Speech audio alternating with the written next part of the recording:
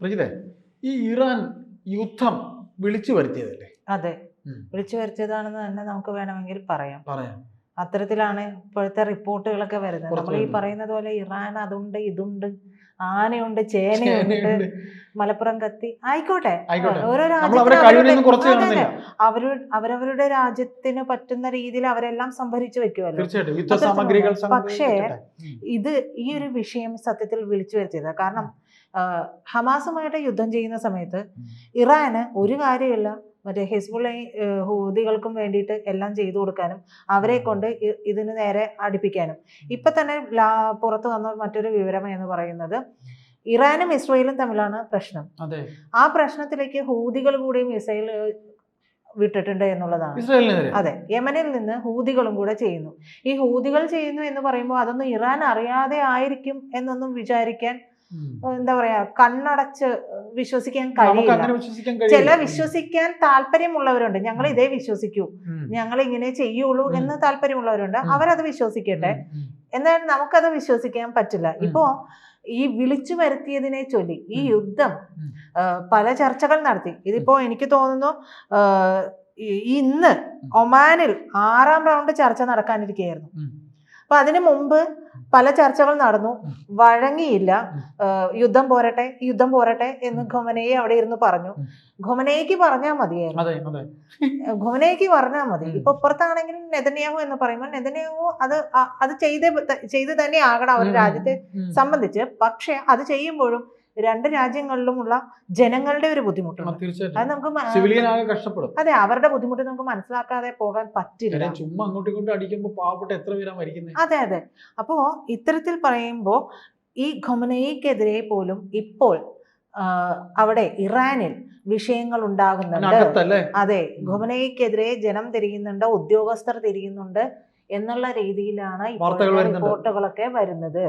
കാരണം ഈ ചർച്ച, ഈ 6ാം റൗണ്ട് ചർച്ച, ഇന്ന് നടക്കാനിരുന്ന ചർച്ചകൾക്ക് മുമ്പ് യാതൊരു തരത്തിലുമുള്ള ആക്രമണവും ഉണ്ടാകില്ല എന്നുള്ള ഒരു അമിതമായ വിശ്വാസം അവർക്കുണ്ടായിരുന്നു. അപ്പോൾ ഒരുപക്ഷെ ചർച്ചകൾ വഴി ഇതിനുള്ള സാഹചര്യം നീട്ടിക്കൊണ്ടു പോകാം, അതിനുള്ളിൽ ഇവർക്ക് മറ്റെന്തെങ്കിലും പ്ലാനുകൾ നടത്താം എന്നായിരിക്കാം ഒരുപക്ഷെ കരുതിയിട്ടുണ്ടായത്. അപ്പോൾ ഇപ്പൊ പറയുന്നത് ഈ ഇവരുടെയൊക്കെ ഈ ആണവ ചർച്ച പദ്ധതിയെ കുറിച്ചുള്ള ചർച്ചകളിലൊക്കെ ഇളവുകൾ നൽകാൻ വേണ്ടിയിട്ടാണല്ലോ ഈ ചർച്ച വെച്ചിരുന്നത്.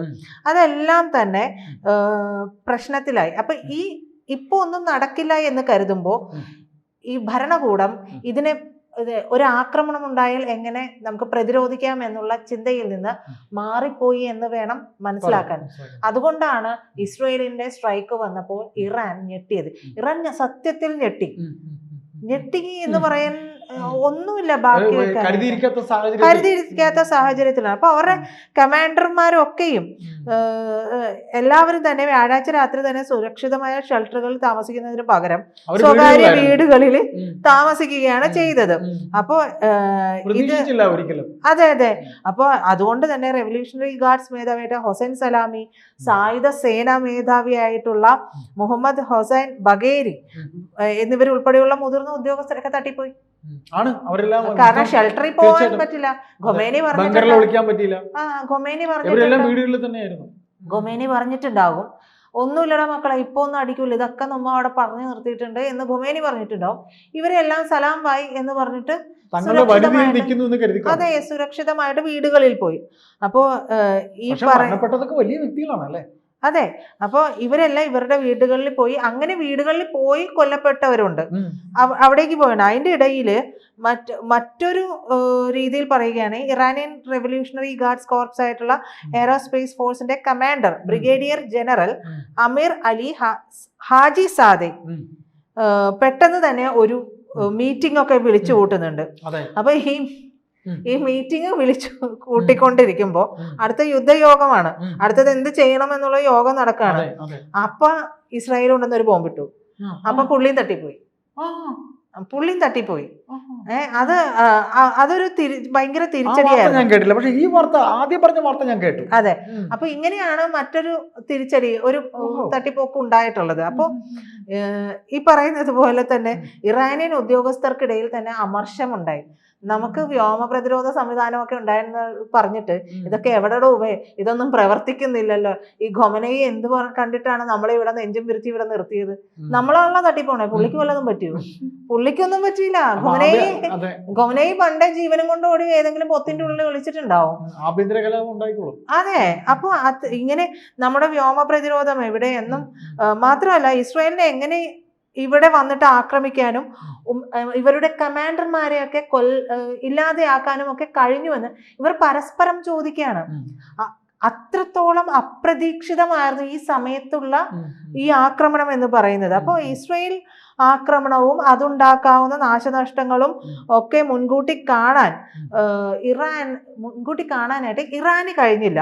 അപ്പൊ പ്രതിരോധ രഹസ്യാന്വേഷണ മേഖലയിലെ പരാജയമാണെന്ന് കൂടി ഇവർ പറഞ്ഞു വെക്കുകയാണ്. ആ പരാജയത്തിലേക്ക് നയിച്ചത് ഖൊമനയി ആണ് എന്നുള്ളതാണ് ഇപ്പോഴും അവിടെ ഈ കമാൻഡർമാരും ഉന്നത ഉദ്യോഗസ്ഥരും ഒക്കെ പറഞ്ഞുകൊണ്ടിരിക്കുന്നത്. കാരണം ആ ഒരു ഉറപ്പിലാണ് ഇവർ അത്രത്തോളം അലേർട്ട് ആവാതിരുന്നത്. തീർച്ചയായിട്ടും ആ അലർട്ട് ആവാതെ യുദ്ധത്തിന്റെ ഒരു പ്രിക്കോഷനും മുൻകൂട്ടിയുള്ള പ്രിക്കോഷനും ഇല്ലായിരുന്നു അല്ലേ? അതെ. ഇത് ഈ പറയുന്നത് പോലെ ഇസ്രായേലിന്റെ ആക്രമണം നേതൃത്വത്തെ പൂർണ്ണമായിട്ടും അത്ഭുതപ്പെടുത്തിയെന്നാണ് ഇറാനിലെ ചേംബർ ഓഫ് കൊമേഴ്സിന്റെ ഊർജ കമ്മിറ്റി അംഗമായിട്ടുള്ള ഹമീദ് ഹൊസൈനി, അവരുടെ തന്നെ ഒരു അംഗം പറഞ്ഞിട്ടുള്ളത്. ഇസ്രായേലിന്റെ ആക്രമണം ഇറാനെ സത്യത്തിൽ അമ്പരപ്പിച്ചു കളഞ്ഞു, പൂർണ്ണമായിട്ട് അമ്പരപ്പിച്ചു കഴിഞ്ഞു. പ്രത്യേകിച്ച് ഉന്നത സൈനിക കേന്ദ്രങ്ങളെയും വ്യക്തികളെയും ആണവ ശാസ്ത്രജ്ഞരെ എല്ലാം ഇല്ലാതെയാക്കിയത് അവരെ ഞെട്ടിച്ചു എന്ന് അവിടുത്തെ തന്നെ വക്താവ് പറയുകയാണ്. അവിടുത്തെ ഒരു ഉദ്യോഗസ്ഥൻ. അതെ അതവർ തുറന്നു പറയുകയാണ്. അപ്പം ഇവരുടെ വ്യോമ പ്രതിരോധത്തിന്റെ ശരിയായിട്ടുള്ള ഒരു വ്യോമ പ്രതിരോധം ഇല്ലായ്മ, നിർണായക സ്ഥലങ്ങളിലും സൈനിക താവളങ്ങളിലും ഒരു പ്രതിരോധവും ഇല്ലാതെ ബോംബെറിയാൻ ചുമ്മാ കയറി വന്ന് അവർക്ക് ബോംബിട്ടിട്ട് പോകാൻ പറ്റി എന്നുള്ള നിലയ്ക്കാണ് അവിടെയൊക്കെ സംസാരം പോകുന്നത്. അപ്പോ ഹൊസൈനി പറയുന്നു, ഇറാന്റെ സൈനിക സുരക്ഷാ സംവിധാനങ്ങളിലേക്ക് നുഴഞ്ഞു കയറാനുള്ള ഇസ്രായേലിന്റെ കഴിവ് ഇറാനിയൻ ഉദ്യോഗസ്ഥരെ ഞെട്ടിച്ചു കളഞ്ഞു എന്ന് പറയും. ഇറാനിയൻ പ്രസിഡന്റ് മസൂദ് പെസഷ്കിയാൻ എന്നുള്ളതാണ്. പെസഷ്കിയാൻ അവിടെ വലിയ റോളൊന്നുമില്ല, പേരിനൊരു പ്രസിഡന്റ് ഉണ്ടോ എന്ന് ചോദിച്ചാൽ ഉണ്ട്, ഇല്ലേ എന്ന് ചോദിച്ചാൽ ഇല്ല. അപ്പൊ ഖൊമനയിയാണ് എല്ലാം ചെയ്യുന്നത്. ഖൊമനയുടെ പരമോന്നത നേതാവാണ്.